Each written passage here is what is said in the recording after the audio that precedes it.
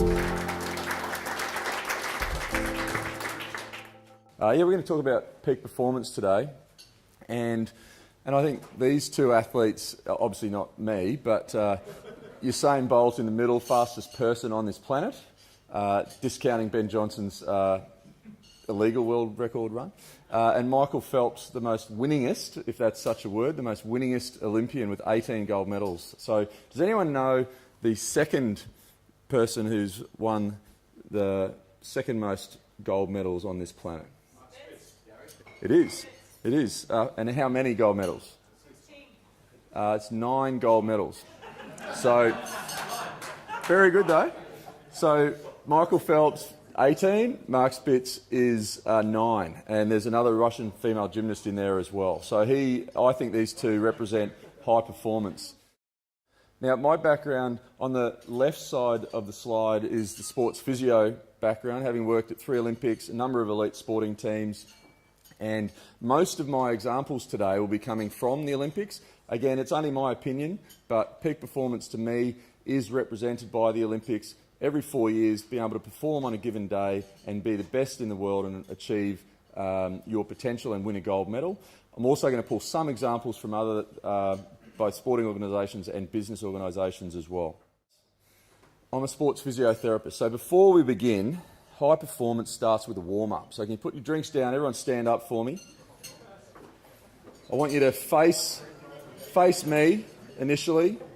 Put your hands on the person in front of you and give them a little massage. Okay, get loose. Okay, turn around and return the favour.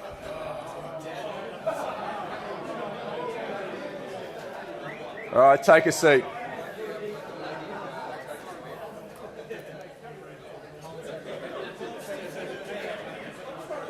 Some budding physiotherapists out there. We've got to warm you up. That's the first part of high performance in sport, is the warm up and getting you ready for tonight. We don't want any injuries. So firstly, on the left-hand side, exercise and cognition, exercise and thinking. Exercise has been shown to improve your cognitive performance, memory, reasoning, etc. So moderate exercise for 20 minutes will actually improve your cognitive achievement, cognitive ability. They've also followed 10,000 people over 12 years, between 35 and 55-year-olds, followed them for 12 years, and they actually showed correlation between consistent level of exercise, between 20 to 30 minutes minimum, it increases your cognitive ability, and negative correlation, sedentary exercises will actually lead to lower cognitive performance. So you exercise in the morning or at lunchtime, it's actually going to improve your cognitive ability during the day.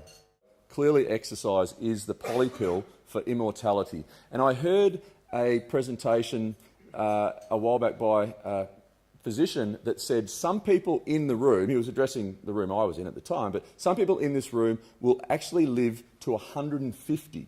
So think about it, we're all between, 30 and 40, 50 here in the room today. So think about it, that's going to be 100 years' time. Some of us will be living from now. And if you think about where medicine's come from in 100 years and where it will be in 100 years, that's actually not surprising. Okay? Imagine that. Some of the managers will still be managing you in 100 years' time.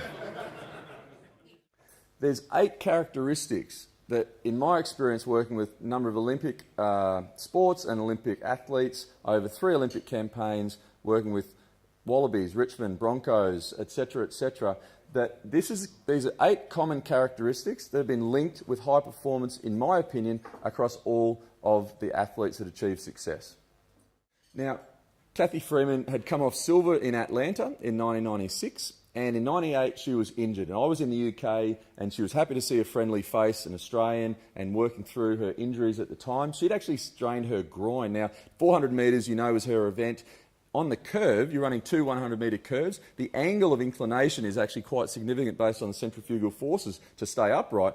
But she had trained 20 curves, 20 100 metres, and not surprising, she strained a groin. But she came in and I'm treating away and I'm saying, look, Cathy, I don't want you to do this, I don't want you to do this. Back this off in the gym, I don't want you to do this, I don't want you to do that. And she said, stop. Don't tell me what I can't do, tell me what I can do. And from that day, it actually changed me as a physio and actually as a person, because I now focus, yes, there's things you know you can't do and things you have to avoid, but focus on the positives and what you can do, and clearly proof is in the pudding to her results.